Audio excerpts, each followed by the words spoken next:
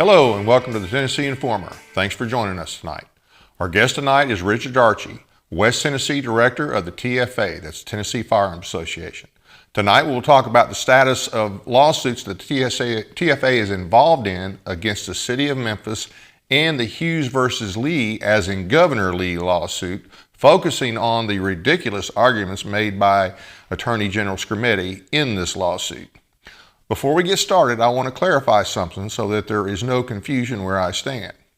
I believe the U.S. Supreme Court has usurped power not granted to it by the Constitution. I believe they have perverted the 14th Amendment more than any other, and that their incorporation of the Bill of Rights through the Equal Protection Clause of the 14th turns the Bill of Rights on its head and undercuts the fact that the Bill of Rights were written as limits on the federal government, not the state. And furthermore, that federalizing the Bill of Rights was not the intention of the states that ratified the 14th Amendment. However, as I'm sure you know, that's a minority position, and certainly not one that the judicial/legal establishment accepts or practices currently. They, including the AG, tell us that all federal laws trump all state laws, Constitution be damned, and that the Supreme Court is the final word on all constitutional issues. I've discussed on numerous shows why I think that is a tortured reading of the document in history, but more of that another time. The establishment version is that we are currently stuck with until we can change more minds is that the Supreme Court is the final word and that federal law trumps state law. Therefore, the TFA, of which I am also a member, has to play the establishment rules, so to speak, in these court cases. If you pay attention to what Richard has to say tonight, I think you might agree that in the Hughes versus Lee case, the AG and the Lee administration continue to ignore the Supreme Court where the Second Amendment and where Section 26, which is from our state constitution, are concerned, while offering obviously deceptive, though weak, arguments for doing so. Richard, thanks for being with us tonight. Absolute pleasure to be here. Thanks for having me. We're glad to have you. So let's get right to it. Two of the lawsuits, and I think there's actually some more you're involved with, but the two we really want to focus on tonight is the one in Memphis, which TFA is part of, and then we'll get to the Hughes versus Lee. So give us a little background on the Memphis lawsuit and what the current status is. Okay. The Memphis lawsuit is a result of the City Council of Memphis drafting a set of resolutions that they actually put on the ballot for the people of Memphis to vote on. And in that, there are three unique features to that. One of them says that if you carry a firearm in Memphis, period, you have to have an enhanced handgun carry permit to do so. Now, that flies in the face of the governor's so-called constitutional carry, number one. Number two, what it does is it subverts the rule of law in the state of Tennessee, because we have a statute that says that state law preempts any municipality or city from occupying the field whatsoever with respect to carry, purchase, possession of firearms or knives, by the way. And so therefore what they did was they put these three things up, and I'll speak to the other two in just a second, but all of that's in contravention to the Constitution. It's not Constitution, let me rephrase that. It's in contravention to the statutes, and we live underneath the statutes of Tennessee right now. And so it's 39, 17, 13, 14 for the folks that want to go to the TCA code and look it up. And it basically says across the board that if you're a city or a county or any municipality, you need to keep your grubby-doo claws off the laws regarding firearms, their carry, their purchase, the possession of ammunition for them, carrying in your car, any of that stuff. It's taken away from the cities, or otherwise you'd wind up with a patchwork quilt across the state, and nobody could determine whether they were legal to do anything regarding the Second Amendment, which, if we follow what you said a while ago, the federal government's highest court said in 2010 that the 14th Amendment under that due process clause, they incorporated the Second Amendment against the states. And in so doing, it rendered our Article 1, Section 26 moot. Nobody wants to admit that. I testified to that in a Civil Justice Committee hearing, and one of the higher-ups in the Republican Party, who's in control of everything at the House and Senate at this time, stopped after I testified for my 4 minutes that they let us have. He said, I don't think you took a breath when you were talking, and I know what you were trying to do. And I turned and looked at him, and I said, I wasn't trying to do anything. I just read the McDonald v. City of Chicago ruling into the record of the state. And so now you can't act like you don't know what it means. And this malarkey that everybody talks about, well, federal court cases have nothing to do with the state, is incorrect. If that was true, then under Roe v. Wade, we could have made it where you couldn't get an abortion in Tennessee. But you didn't have that going on, did you? So anyway, the first instance is you have to have an enhanced carry permit to carry a firearm. Second, they said that no person in Memphis, either a person who lived there or somebody traveling in, could be in possession of an assault weapon. And they don't define what that is, but characteristically across the board, that's any semi-automatic firearm. And that could be your duck gun, your AR-15, AK-47, or your 10-22, because all of those things fit the mold that they talk about, that you can put a magazine in and you can fire it more than one time and all that kind of mess. And so what they were saying is you could not possess, you could not buy, you could not sell, you couldn't give, you couldn't have it in your home. And so that is another one where they're trying to abrogate the preemption clause of the state. The third one, they wanted to institute red flag laws in Memphis proper. Now, Jody Barrett, who is a House member, passed a new statute last year that would put the total kibosh on that, because they have a separate statute now that says no municipality, city, or county can be involved in passing or trying to enforce a red flag law in the state of Tennessee. So not only did that one violate 1314, but it violated the new statute, and so they didn't care. The whole point of this, so that everybody knows what Memphis was trying to do, is they were trying to besmirch and paint Senator Brent Taylor with a bad light down there, because Brent's involved in the Make Memphis Matter situation, where he's trying to get the judges down there to start instituting, heavy bond issues for people who murder folks and shoot folks. And they've got a judge down there that Brent's working on, trying to get him disbarred, because he's been turning accused murderers loose on their own recognizance, not requiring any bail at all. And he passed a bill last year that requires, for a type of crime that you're charged with, certain amount of bail. And this judge going, I don't care, I'm going to turn him loose. And so if in fact that judge is, and he is, the final answer to that, the police have to turn him loose on their own cognizance.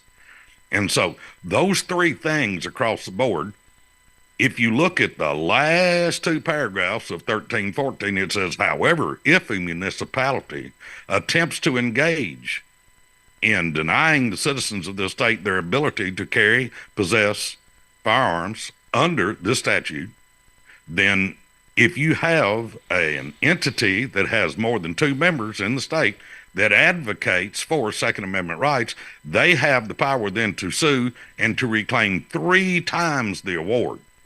And so we filed suit instantly against that.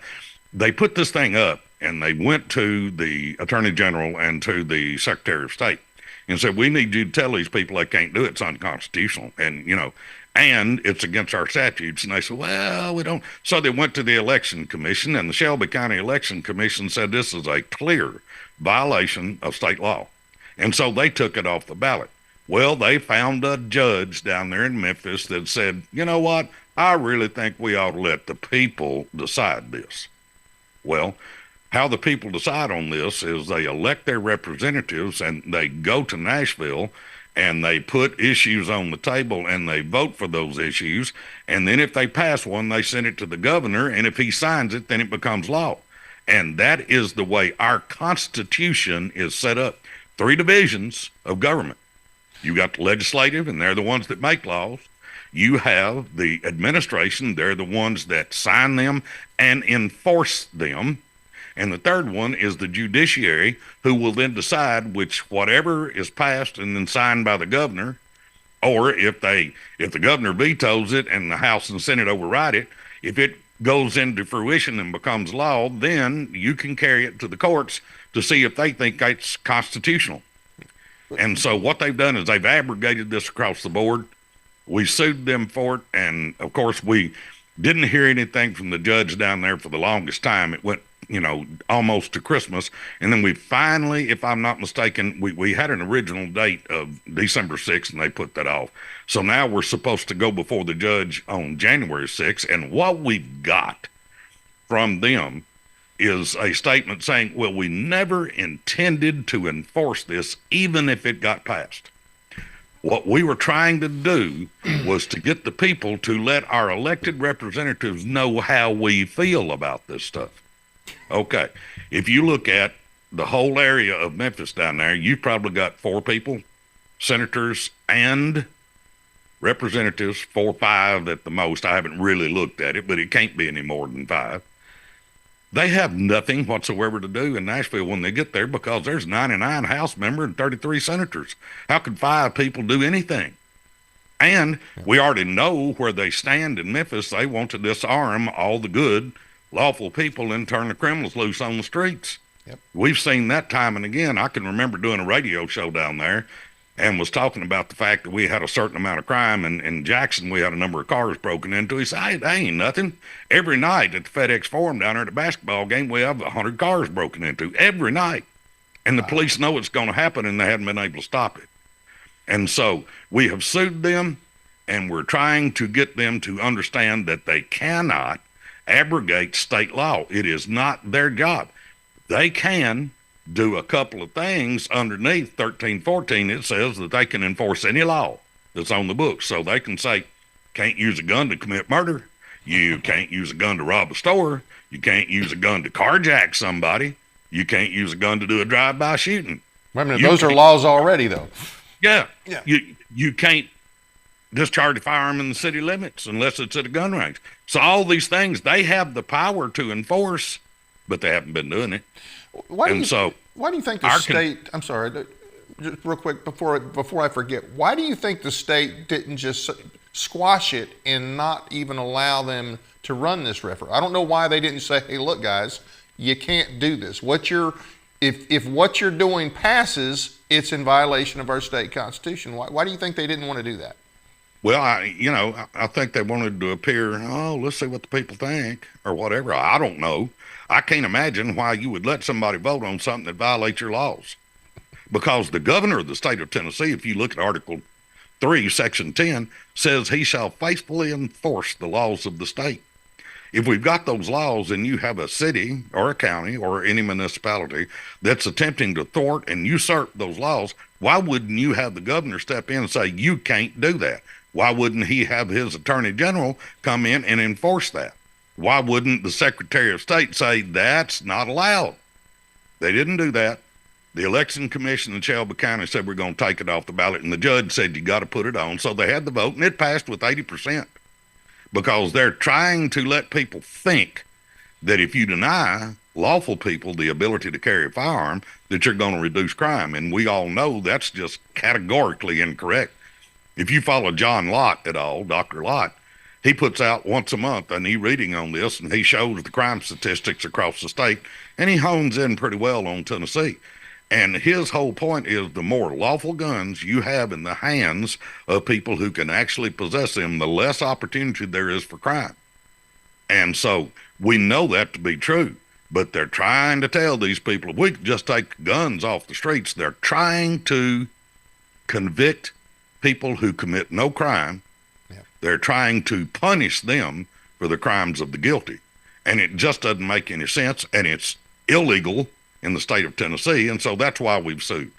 And I think we have a really good chance of winning the suit across the board. They've come back and said, no, we never really intended to enforce this, even if it passed. And we found out that there was some communication between the city council and the police department down there, and we have instituted a FOIA request to get that information and to see what those communications were.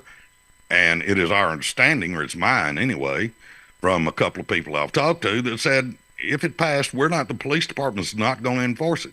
Why would you put the statute up? And if you had that communication between the city council and the police, that's fraud. Because why did they spend the taxpayer money on the election? Now, I'm going to go off on a rabbit trail here for just a second, but I think it is pertinent to this situation. When we tried to run our constitutional amendment last year to replace the Jim Crow law that we've got on our books right now, Article 1, Section 26, the letter that I got back from the state said that we don't want to induce voter fatigue by making the ballot longer. And so, therefore, we're only going to allow 3 constitutional amendments this time, even though every time that we've had a vote for constitutional amendments has always been 4, but we think that that just induces voter fatigue. You ought to see, and by the way, that was 16 words is how long that was. Okay. Secretary of State said, well, we just don't want to introduce voter fatigue. People get tired, and it would cost us more money to print the mail-out ballots for that because they would be longer. But they did the amendment that for Cameron Sexton, that something that could have been taken care of with regular legislation having to do with bond, if I remember correctly. That's absolutely correct. They could have done that, and it's, I understand him wanting to make that. Now, he's passionate about that. That's good, but, he could have passed a bill this last year. He is Speaker of the House. I'm pretty sure he can get anything he wants through. Of course, he wasn't able to push through the governor's voucher bill last year.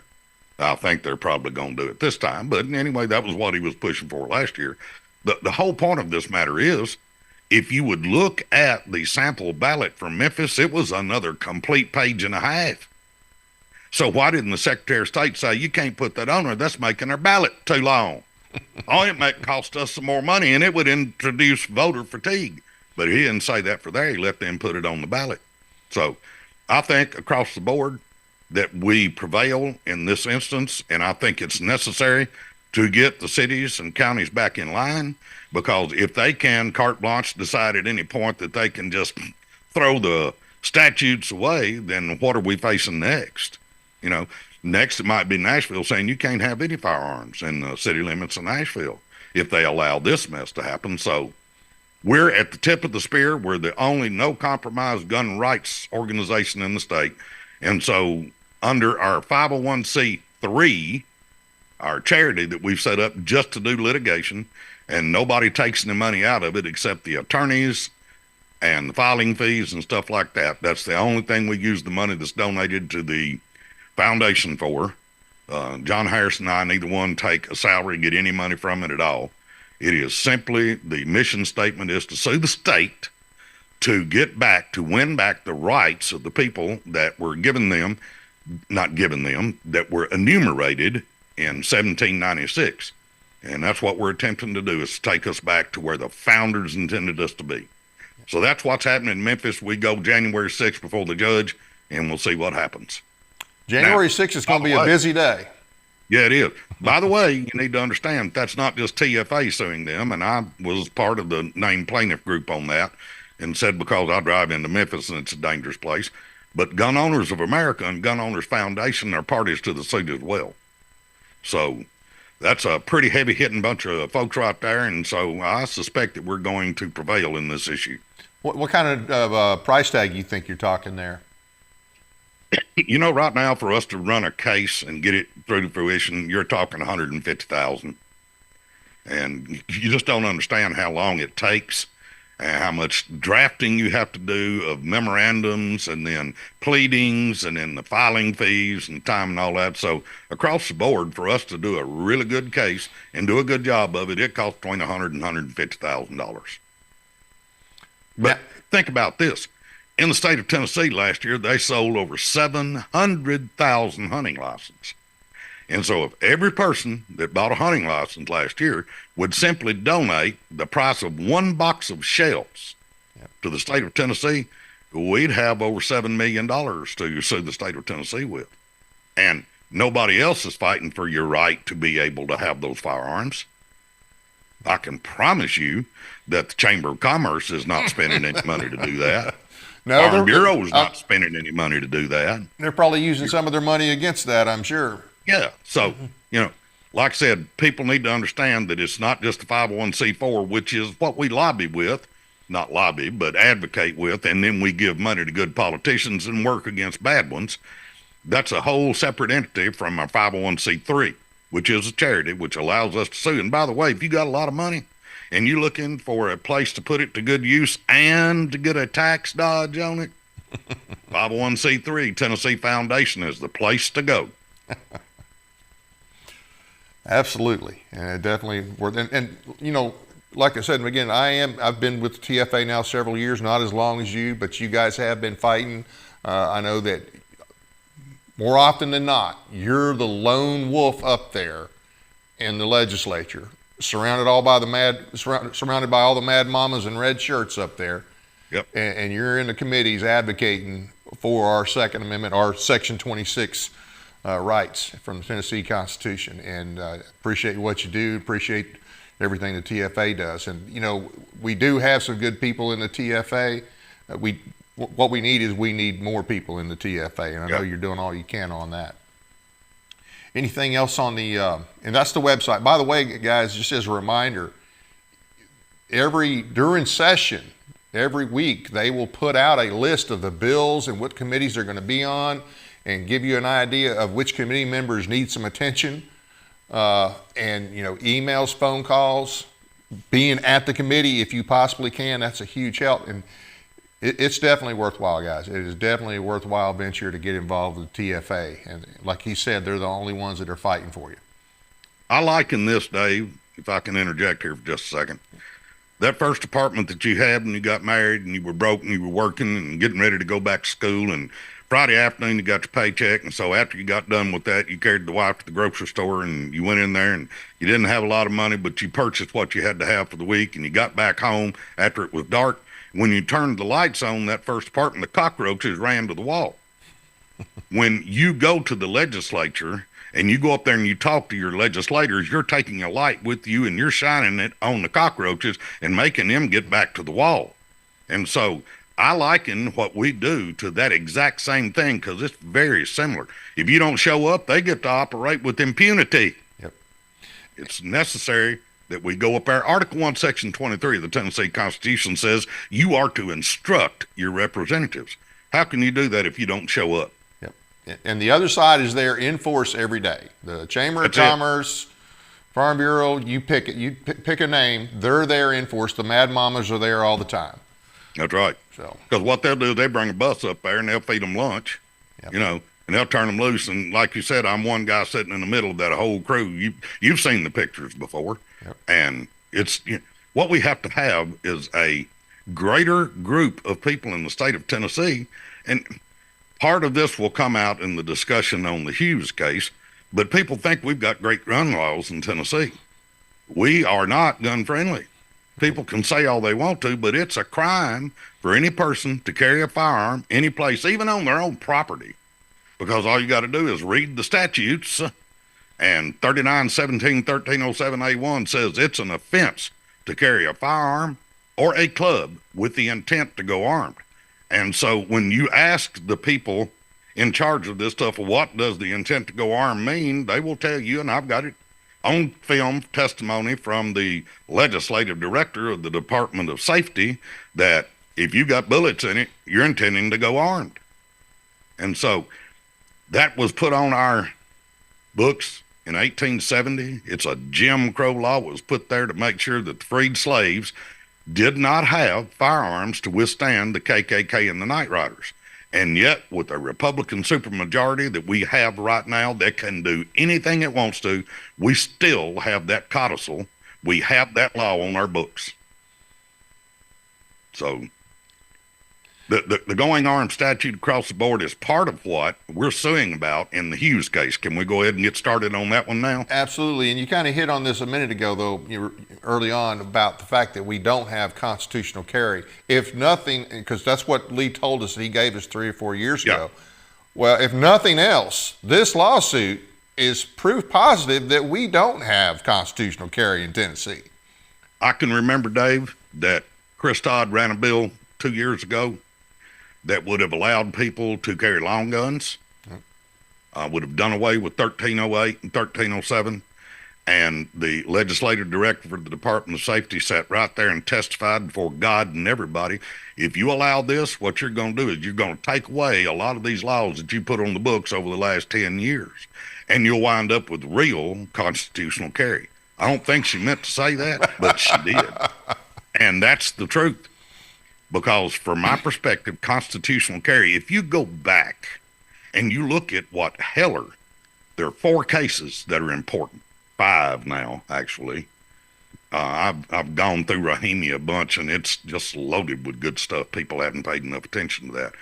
But you look at 2008, the Heller case that said that it's an individual right to carry a firearm for self-defense in the home. And that was all that was sued over right there.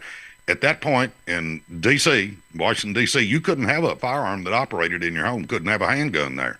Had to be locked up, it had to be unloaded, it had to be disassembled, all kind of mess. Well, the average crime takes about 40 seconds. Yep. It'd take you 10 minutes to get it out of a lockbox and put it together and put ammunition in it. The only thing the police can do is draw chalk around your body because they're not responsible for providing safety or security for any individual. So the Heller case was the first one that said you have an individual right. And it quoted the Tennessee seminal case of Andrews v. State. And this was from a guy that had been in the Civil War, and he owned a lot of property in Gibson County, Tennessee. It's interesting that we're going back and suing in Gibson County now.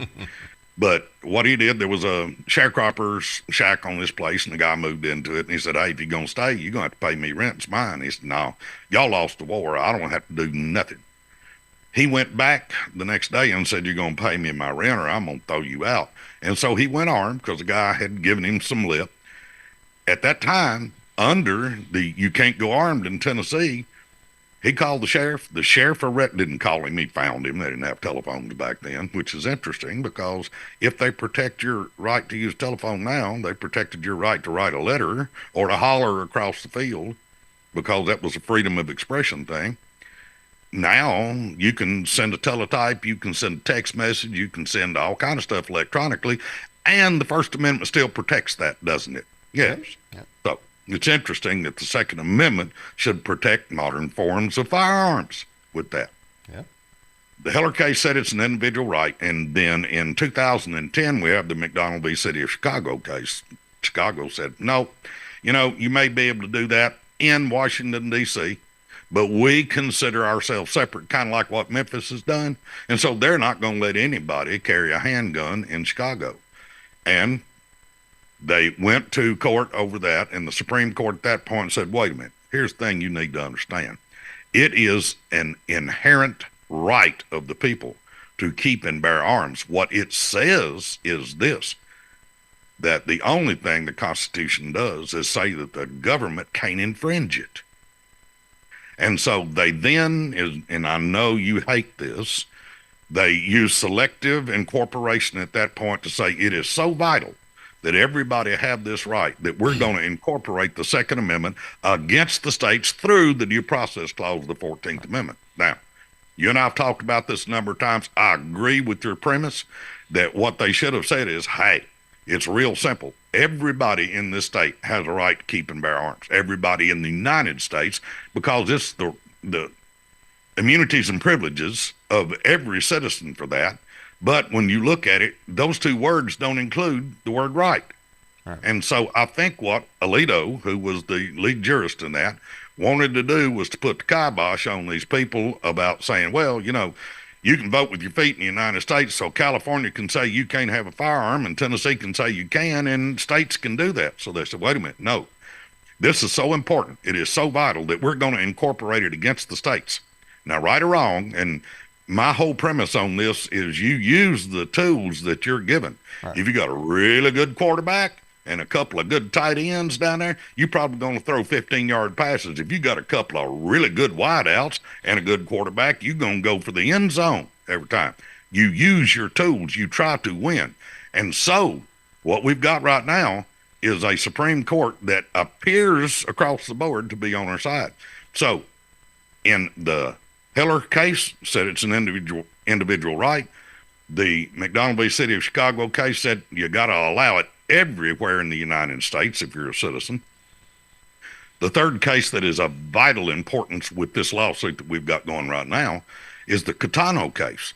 Now, in Heller, he said that long-standing traditions of denying people the ability to carry dangerous and unusual weapons, we're not going to challenge that. But guns, firearms that are in common use are protected by the Second Amendment. And so what the state of Tennessee has done in its case about parks, public parks, because that's what we're suing on. Let me get the premise of that out before we go further. We're simply suing the state of Tennessee to say that the average citizen should be able to carry a firearm for his self-protection in a public park. Yep.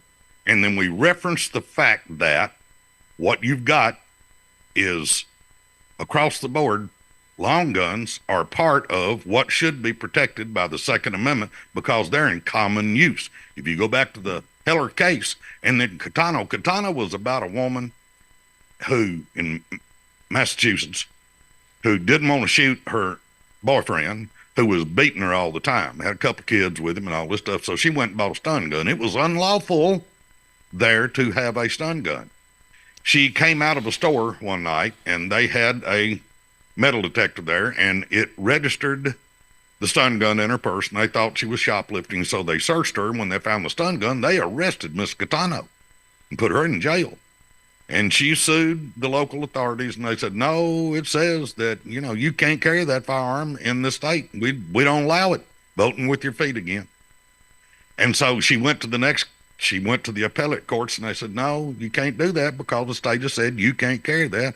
It wound up in the Supreme Court. And this is what they said. Wait just a minute.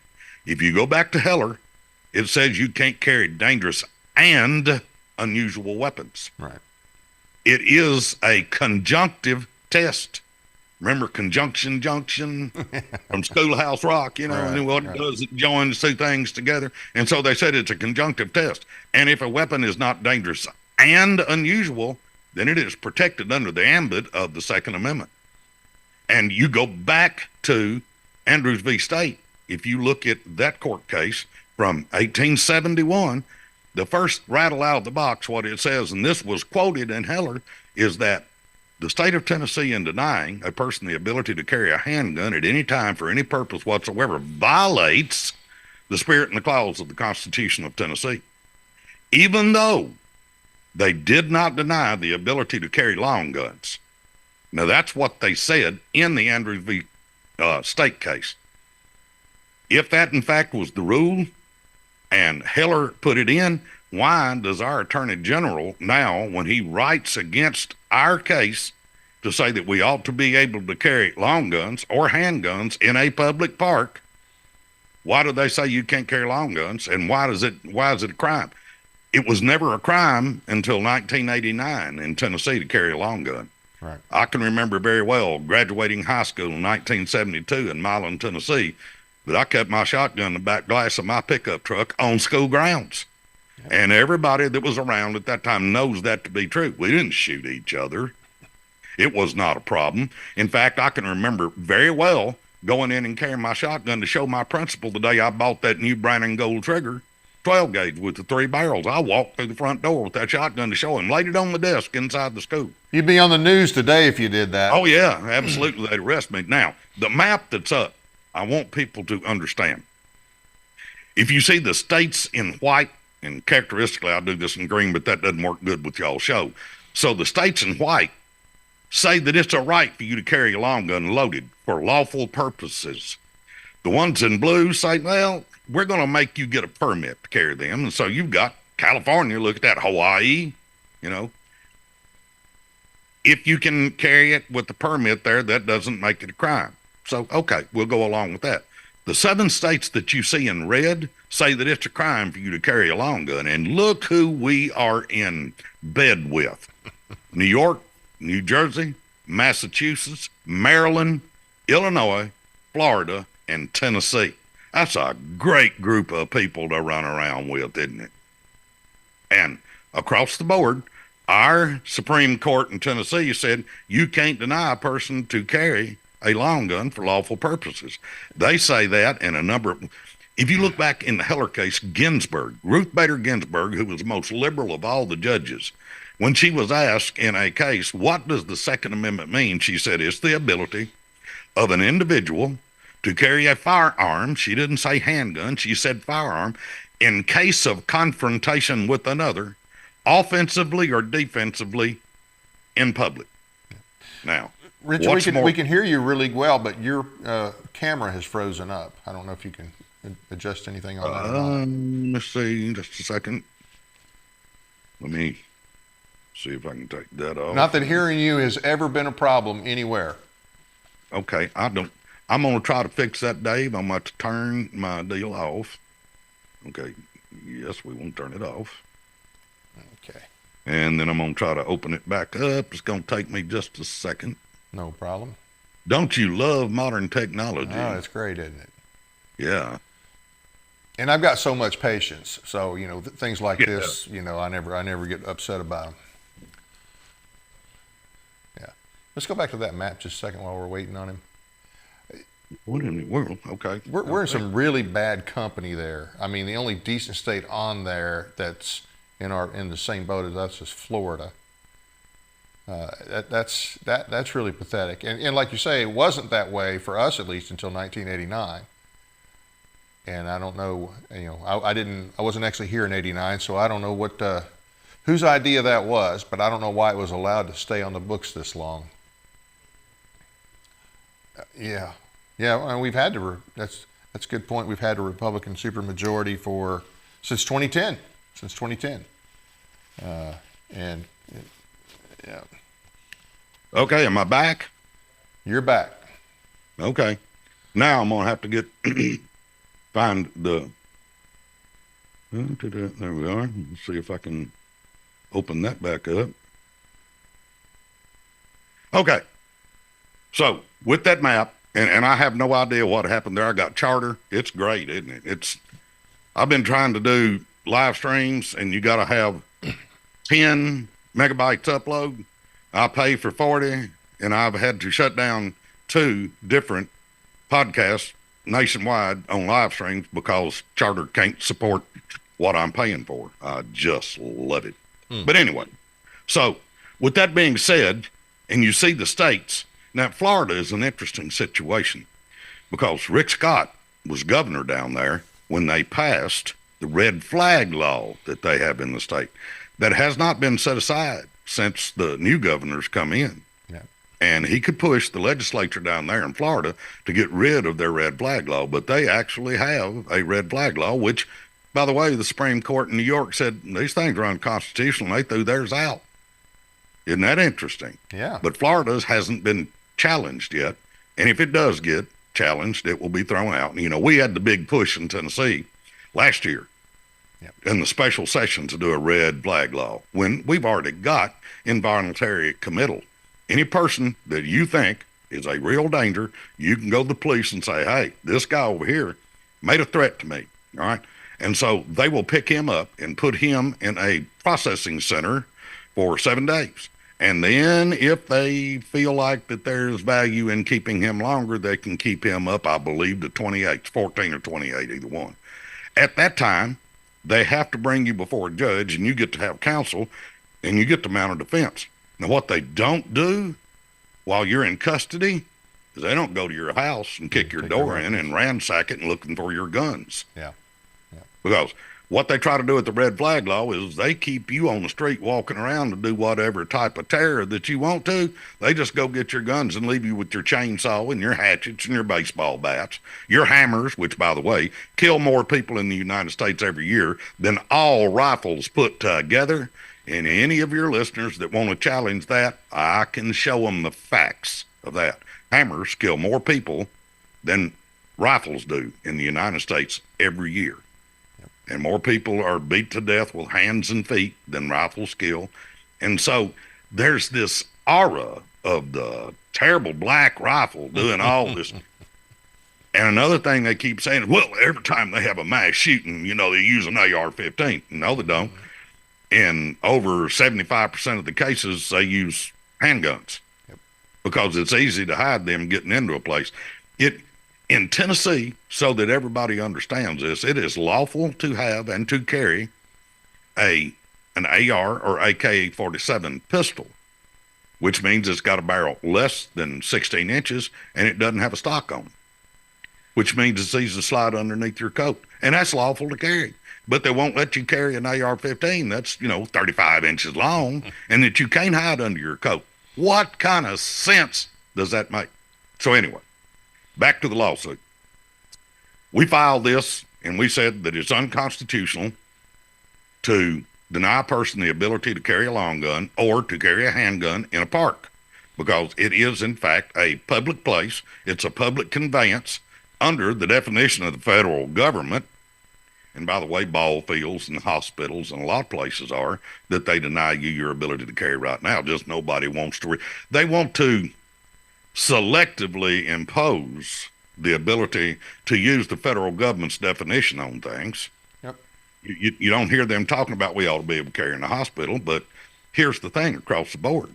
If you've got to have handicap bathrooms, if you've got to have handicap entrances, if you've got to have your light switches at a certain height, if you've got to have so many handicap parking lot spaces out there when you open the business, that's a public conveyance. And they can tell you anything they want to. They tell you how much light you have to have. Yep. Excuse me. They tell you all kind of stuff. You've got to go by building codes and all that. And so those are public conveyances. They can't keep anybody out because of race, creed, color.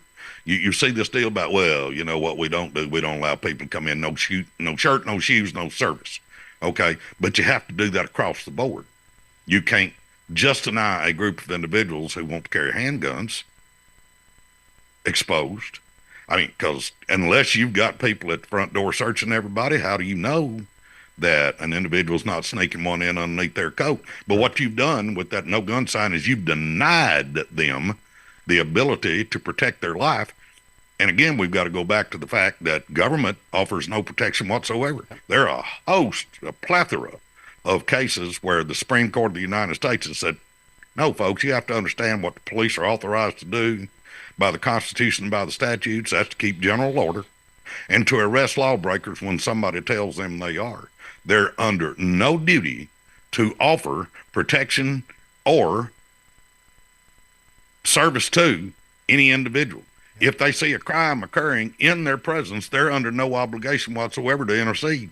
They don't have to. Now, most of them will. Don't get me wrong. I'm a friend of the police. But by the same token, they're doing it of their own volition and not because they'll be arrested if they don't. Right. And protect and serve is just a saying. It has no legal meaning. There's no legal requirement when you see protect and serve. That's marketing. Yeah. It's what that is marketing. They put it on the side of the cars that you buy.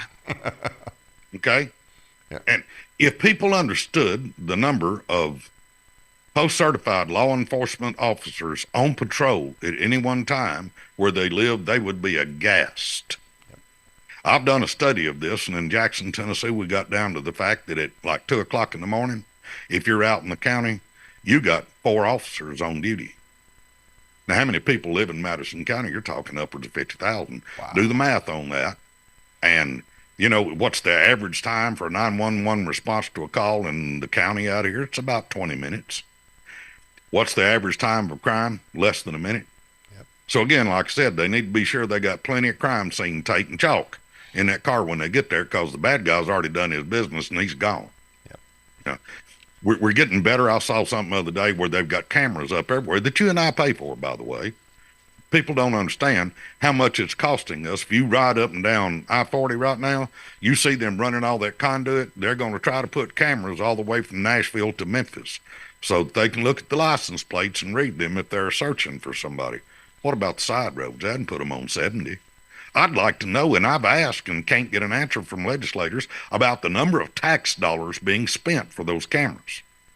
And now, they did catch a guy the other day that was a convicted rapist that they were looking for, and they caught him on one of the cameras, and they were able to run him down and get him. Yay, I'm all for that. But by the same token, what's the cost benefit? What's the analysis there? How much have we paid for that? Nobody's told me, and I can't get an answer. You would think that because the people are in charge and they're actually charging me my taxes to do this stuff, that I would be able to get an answer to that. But I can't find anybody that has got one smidgen of information about how much it's cost to put all those cameras up. Probably have to know somebody that knows how to actually read that budget that they present every year and know what, subparagraph, what line that it's hidden under just to find it. So that people understand the overage that we take in on taxes across the board gets to be spent by the governor pretty much any way he wants to. He can do it with grants. He can give away. We have a budget that's published every year, right? And so my thought on this, when you get to enough tax revenue to furnish enough money to fund that budget that they passed last year, stop taking taxes. Yep. But they don't do it. And if you read every month it comes out and it says we're ahead or we're behind, whatever. And so characteristically about September, we've taken in enough money to fund last year's balance or budget. And so they just keep taking that money, and what they do the next time is everything that they spent, they say, well, that's necessary to keep the state going, so they raise the budget. And so I would hazard a guess that we've done $10 billion more, or $10 million more every 4-year cycle over what our budget was before. And you can go to the website and track them. It's real simple to see that. It's just expanded. There is no limited government and less taxes in Tennessee. That's not the way that happens. In Lee's first term, it was like, I want to say 38, and now it's at 56, 55, 56 is the last thing I saw. Yeah. They're definitely they're not cutting anything. They're not cutting anything. There's more than one kind of marketing, Yeah. So anyway, in this lawsuit, what they've come back with, we got this motion to vacate, basically. What they're saying is, no, we want a summary judgment against the plaintiffs in this because of these reasons. The most egregious of it is they say that public parks are sensitive places. Now, if you remember the Bruin case, right? What the state of New York tried to argue is that, well, Manhattan Island is densely packed and there's a lot of people there. And so we're going to call that a sensitive place. In Heller, when they talked about the long-standing traditions of denying people the ability to carry dangerous and unusual weapons and to carry in places that are sensitive, like government buildings and schools. Those are the only two things that they say in Heller, and nothing has been added to that from the federal government in the court cases or in legislation since then. Right. And yet, what they've tried to argue from the Attorney General's office in Tennessee is that parks are sensitive places. And they go and say, and by the way, the Rahimi case, which is the last one that we just got not too long ago, about a guy that shot at his girlfriend and beat her in the car and then fired a gun in the air and all kind of bad stuff. He was a felon, went to jail, got out, served his time. And when he came out, he was found with the weapon years later. And he said, wait, you can't put me in jail as a felon in possession because I'm part of the people. If you go back to Heller, they said anybody that is politically connected to the United States and has the right to vote is part of the people. And so that's one of the big things is, do you have standing as a people to sue? And he said, I'm part of the people, and I think I ought to be able to keep a handgun for my self-protection because government won't protect me. Right. The only time they do that's if I'm in custody, like in a courtroom. Yep. Right? You go in a courtroom, you got bailiffs and you got deputies in there that are armed. And so they can tell you, and they've said this from time immemorial, that you can't carry in a courtroom. And they go back to the statutes of Northampton from the 1600s. And they talk about you can't bear arms in the presence of the magistrate. Okay, well, that's in the courtroom. Right. But when they do that, they've got to take you into custody and they've got to provide protection for you. Now, what the state alleges on this deal is you don't have to worry about a park. There's nothing going to happen there. And now, the other thing that we're going to do, if you've got an enhanced carry permit, we'll let you carry in a park. You've taken the test and you've paid us our tax money for that. So we think that you're valuable enough that you should be able to protect yourself. But what did the governor do in 22? He said that everybody has a right to carry a handgun for their own personal defense in most places. He just didn't allow you to do it in a public park. Now, is a person who is actually taking the handgun carry permit class any better, any different than a person who hadn't?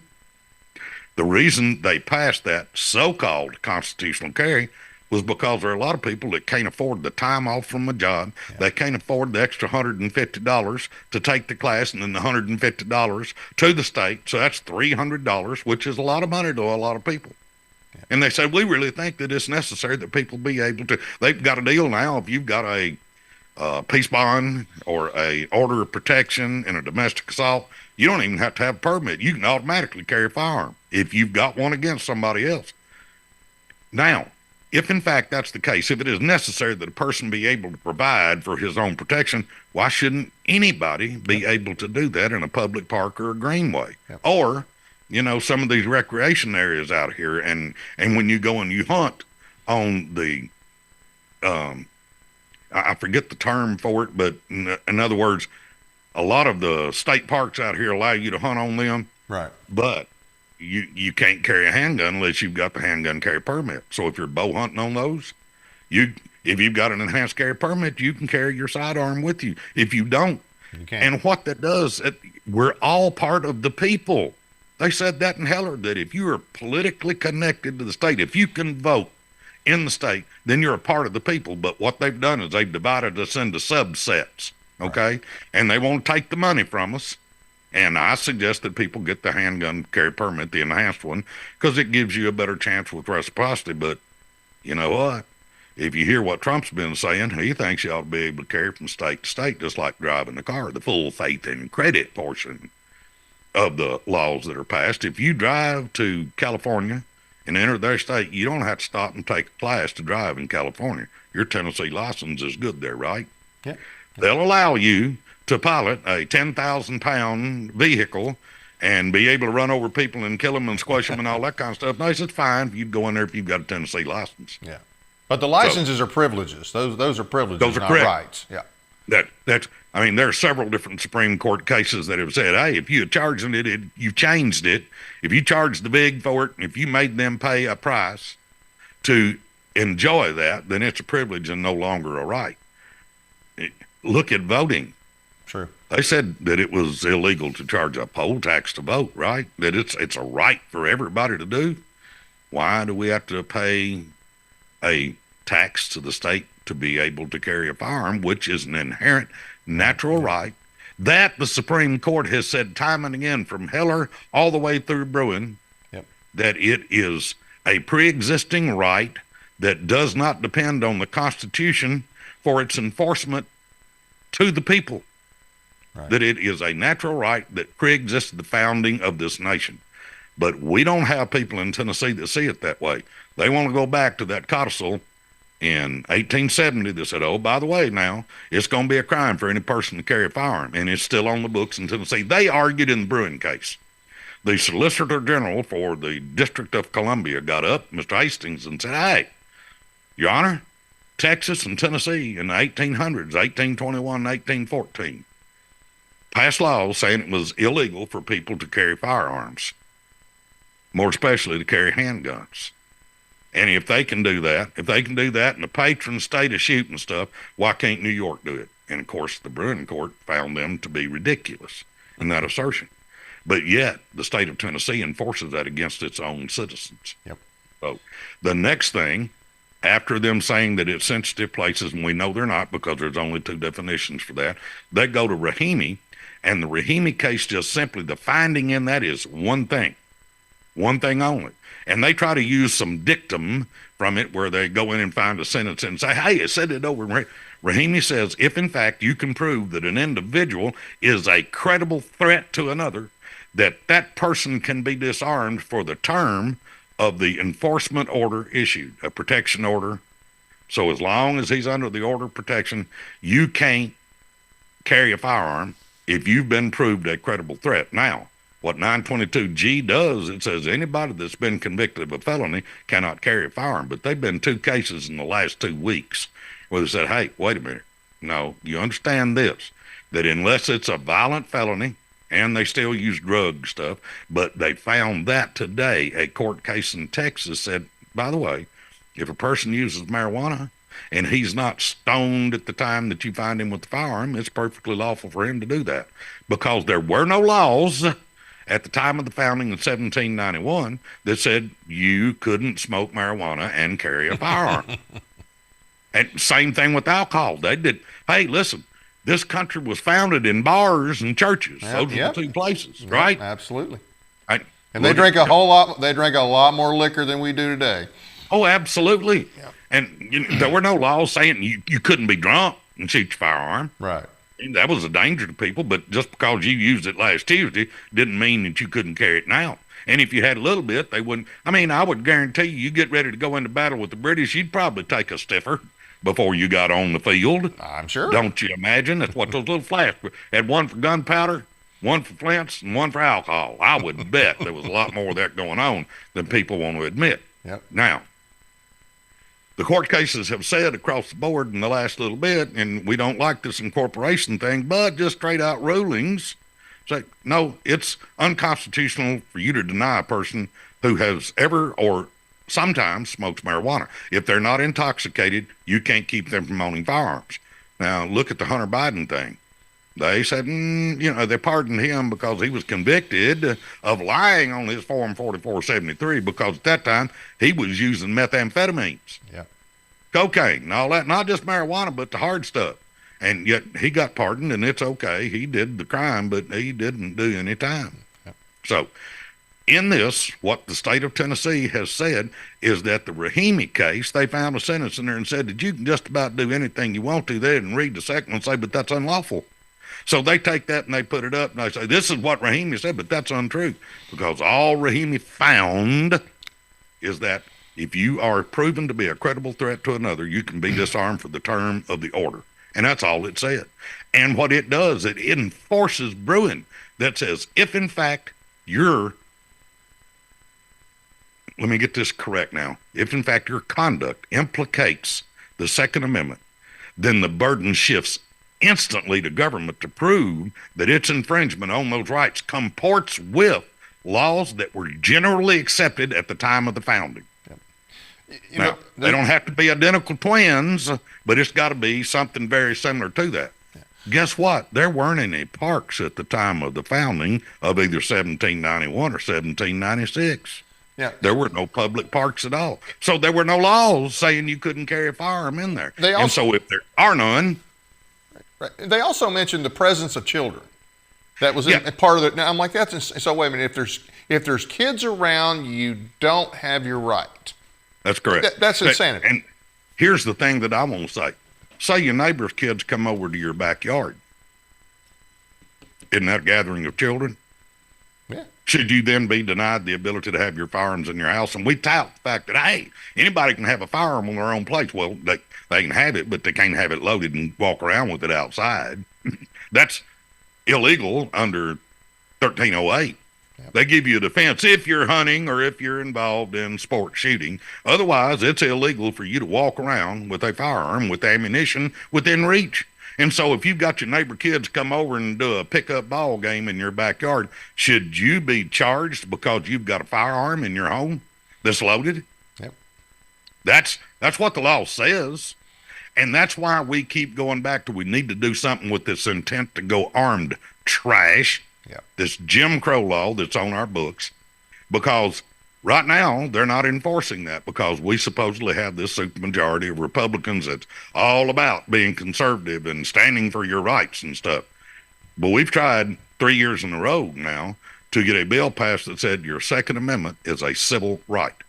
I want to go back to the Attorney General. I want to reference the Beeler case.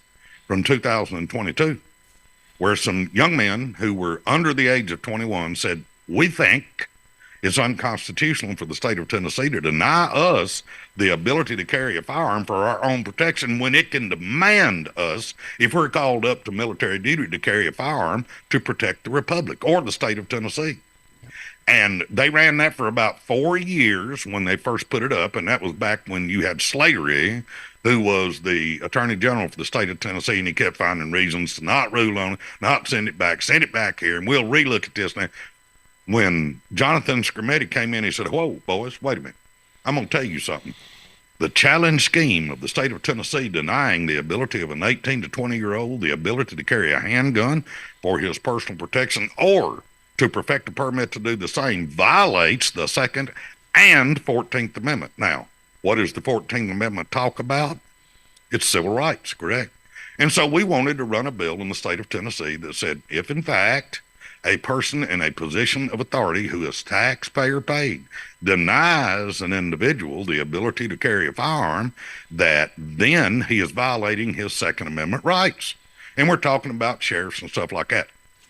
Legislators got up on the day and said, wait.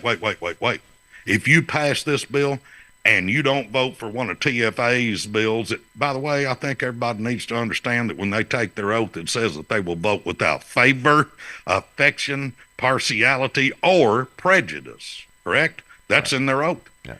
But if TFA has got its fingerprints on the bill, they kill it outright because they don't like TFA. They don't like John Harris. He's told the truth about him for too long. I'm getting to be where I do the same thing. I used to try to, and they would tell me, hey, if you just put a rope on John Harris and keep him off the airwaves, you'll wind up with what you want. And so I told John, here, look, we're going to give this a try. Before you send anything out, you need to run it by me, and I'm going to have to say whether it's good or not. A couple of things that he put out angered some of the very important people in the House. And I'd get calls. I can't believe John Harris did this. So I've got John called now. We've done that for 4.5, nearly 5 years now. And guess what? We have not moved the ball at all. Nope. We had a bill that was up to allow 18 to 20 years old to carry in the state of Tennessee. Chris Todd carried that. And the director of the Department of Safety, no, not the director, let me take that back. The legislative director for them sat bold-faced and said, we'll lose reciprocity. And she parsed it with, we possibly could lose reciprocity with 28 other states. We passed a bill, Tillman Goins passed it in 2014, that said, if in fact you are Tennessee National Guard or full-time Army, either one, at 18, you can carry a handgun for your personal protection when you're home. So every state that was going to cut us off because we had a prescription for allowing 18-year-olds did it in 2014. Here's the next very interesting thing people need to be aware of. If in the state of Tennessee you can possess a firearm, you can stoke her full of bullets and throw it in your back seat and drive anywhere you want to. You can go on school parking lots. You can go to church. You can go down the interstate. You can go to parking lots, all that kind of stuff, but you can't get out and walk with it, right? Because it's a crime if you do that.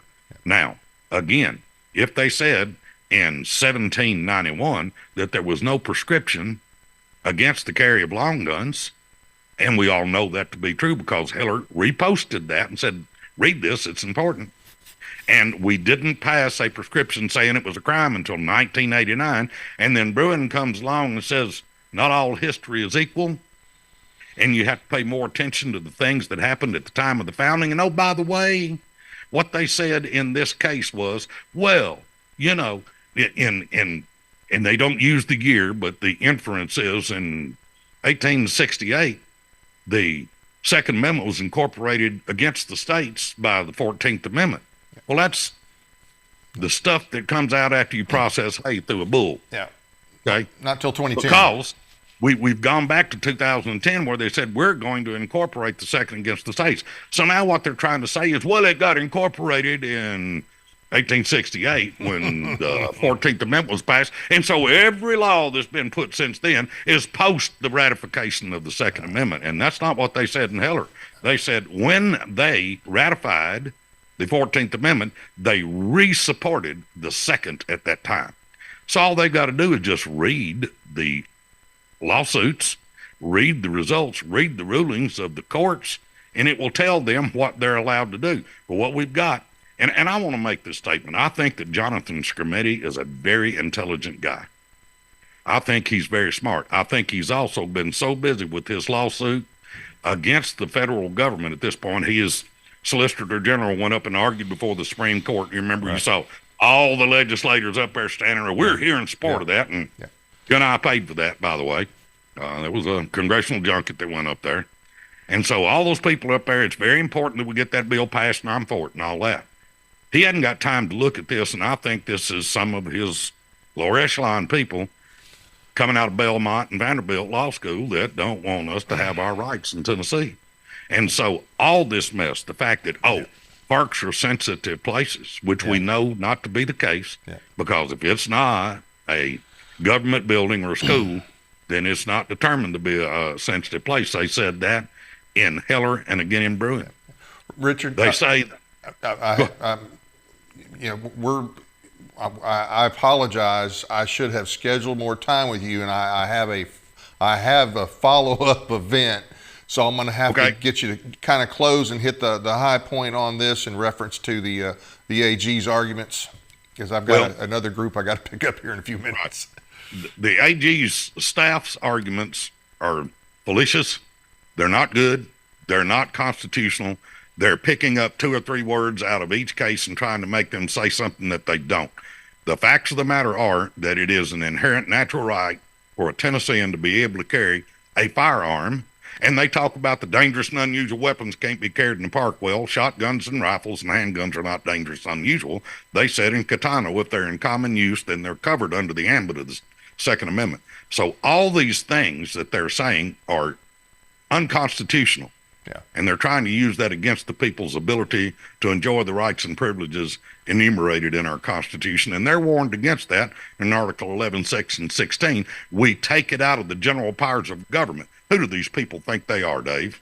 The problem is more of our citizens need to know these things and hold them accountable and tell them, no, you can't do this. Here, it says right there.